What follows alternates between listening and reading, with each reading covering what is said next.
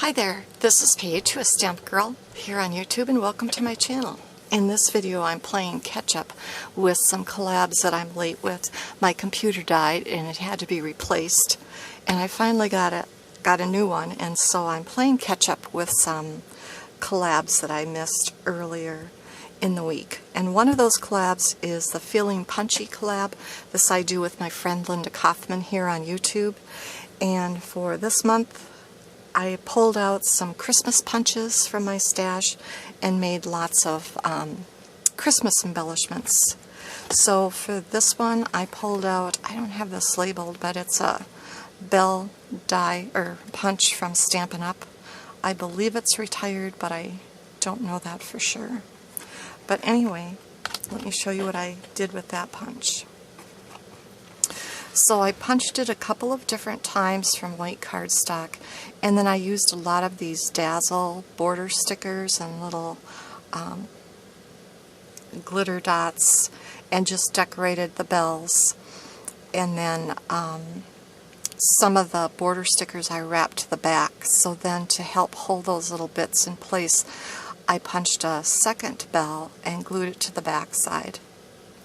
And then for the little ringer, I just cut some circle glitter dots in half and added half to the bottom. Then I went through my stash and pulled out some tiny bows. I used up all the red, I used up all the green, and so I had to finish off with this kind of maroon color and blue. But that's my first set of embellishments. For my next ones, I pulled out this 1 inch punch. It's just slightly bigger than 1 inch, and this Martha Stewart punch, which is a little peppermint candy. And I don't know, do any of you have this punch? I'm having a heck of a time squeezing it really hard to punch all the way through. You can see I still have some bits stuck in there that I haven't cleaned out, but this was a hard punch to use.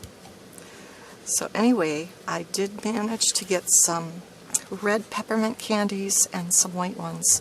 From the circle, I punched out some white glossy cardstock, and then from the red, I used Real Red from Stampin' Up and Garden Green from Stampin' Up, and then I used these glitter dots from Stampin' Up that were in the holiday catalog last year. I like how those turned out. For my next set of embellishments, I used this 1 1/4 inch circle punch, the old style from Stampin' Up, and another one from Martha Stewart called Vintage Ornament. Now this one punched out a lot easier than the little peppermint candy.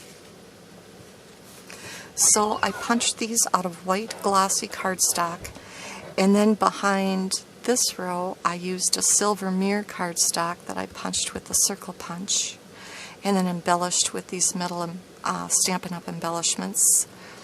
I don't know if they're in the current catalog or not. This row I backed it with a gold mirrored cardstock and put the gold embellishments on, and this one I